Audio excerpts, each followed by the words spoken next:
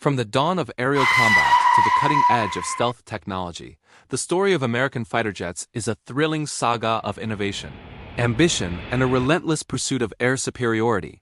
Today, we're taking a deep dive into this incredible evolution, charting the course from the biplanes of World War I to the fifth-generation models patrolling our skies. Our journey begins in the early 20th century. While the Wright brothers gave America wings, the first true fighters were European designs. But American ingenuity quickly caught up. Post-World War I, we saw the rise of iconic companies like Curtiss and Boeing. Think of the Curtiss P-1 Hawk, a classic biplane with its open cockpit. It was a far cry from today's jets, but in the 1920s, it represented the pinnacle of aerial power, setting the stage for everything that would follow.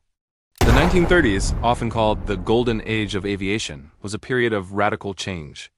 Biplanes gave way to sleek, all-metal monoplanes. The Boeing P-26 Peashooter was a huge leap forward. It was faster, more agile, and sported a fully enclosed cockpit, but even this was just a stepping stone. As the world lurched towards another global conflict, the need for something more powerful, something faster, became desperately clear. Then came World War II, the ultimate catalyst for fighter development. This era gave us some of the most legendary aircraft in history. Who hasn't heard of the North American P-51 Mustang? With its powerful Rolls-Royce Merlin engine, it could escort bombers deep into enemy territory and dominate the skies. It wasn't just a plane, it was a symbol of Allied air power. Then there was the Republic P-47 Thunderbolt, a rugged and heavily armed beast nicknamed the Jug. It could take a beating and dish one out, excelling in ground attack roles. And let's not forget the Lockheed P-38 Lightning, with its distinctive twin-boom design, a versatile fighter that served in every theater of the war. These propeller-driven titans pushed piston engine technology to its absolute limit. But even as these planes ruled the skies, a new kind of power was emerging. The jet age had arrived. America's first operational jet fighter, the Lockheed P-8O Shooting Star, saw limited action at the very end of World War II. It was a game-changer. Suddenly, speed wasn't just about horsepower, it was about the raw thrust of a jet engine. The Cold War kicked this evolution into overdrive. The Korean War became the world's first jet-versus-jet battlefield. The American F-86 Sabre, with its swept-wing design, went head-to-head with the Soviet MiG-15 in the skies over Meg Alley. These dogfights were a brutal test of new technologies and pilot skill. The lessons learned here were critical. Speed was paramount, but so was maneuverability and firepower. This led to the Century Series fighters of the 1950s, the F-100 Super Sabre, the F-102 Delta Dagger, the F-104 Starfighter, and others. Each one pushed the envelope further. The F-104, for example, was dubbed the missile with a man in it, a pure interceptor built for blistering speed and climb rates.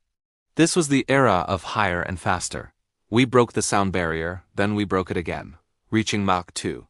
The focus was on intercepting high-altitude Soviet bombers before they could reach American soil. The Vietnam War brought another paradigm shift. High-speed interceptors like the F-104 and the early F-4 Phantom II, which was designed without an internal cannon, found themselves in slow-turning dogfights with nimble North Vietnamese MiGs. The reliance on missiles proved to be a weakness in close-quarters combat. The lesson was learned the hard way. A fighter jet needs to be a jack of all trades. It needs speed, yes, but it also needs agility, powerful sensors, and a versatile weapons loadout, including a good old-fashioned cannon. This realization gave birth to the third generation of fighters, but more importantly, it laid the groundwork for the fourth generation, arguably the most successful and long-lasting generation to date. This is where we get the titans that have defined modern air combat for decades. The McDonnell Douglas F-15 Eagle, a pure air superiority fighter with an undefeated combat record. Its motto was not a pound for air to ground, designed from the ground up to dominate the sky, but what if you needed a multi-role aircraft? Enter the General Dynamics F-16 Fighting Falcon. Lightweight, highly maneuverable, and relatively inexpensive, the F-16 became the workhorse of the Air Force and dozens of allied nations. It's a true multi-role success story, equally adept at dogfighting and dropping bombs. And we can't forget the Navy's contribution, the Grumman F-14 Tomcat. Made famous by the movie Top Gun, its variable sweep wings and powerful Phoenix missiles made it a legendary fleet defender. It was later complemented and then replaced by the F-18 Hornet and Super Hornet, aircraft that perfected the multi-role concept for carrier operations. As the 20th century closed, a new threat emerged: advanced surface-to-air missile systems. The ability to be seen was becoming the ability to be destroyed. The answer was stealth. The fifth generation was born out of this necessity. The Lockheed F-117 Nighthawk, technically an attack aircraft, was the pioneer. It proved that a plane could be made nearly invisible to radar. This revolutionary technology was then integrated into a true fighter, the Lockheed Martin F-22 Raptor. The F-22 isn't just stealthy. It combines stealth with supercruise, the ability to fly at supersonic speeds without afterburners, and extreme agility thanks to thrust vectoring nozzles. It represents a quantum leap in capability, a fighter that can see its enemies long before it can be seen. It's the king of the skies, the apex predator. But the F-22 was incredibly expensive, and so a more affordable, versatile fifth-generation fighter was needed. That's the role of the Lockheed Martin F-35 Lightning II. The F-35 is more than just a fighter. It's a flying sensor node. Its advanced electronics and networking capabilities allow it to gather vast amounts of battlefield information and share it with other assets, other planes, ships, and ground troops. It comes in 3 variants for the Air Force, Marines, and Navy, designed to be the backbone of American and Allied air power for the next 50 years. So where do we go from here? The 6th generation is already on the drawing board. We're talking about concepts like optionally manned aircraft, advanced artificial intelligence, hypersonic weapons, and even directed energy weapons, like lasers. The future fighter might act as a quarterback in the sky, controlling swarms of loyal wingman drones, creating a network that is more resilient and more lethal than anything we've ever seen.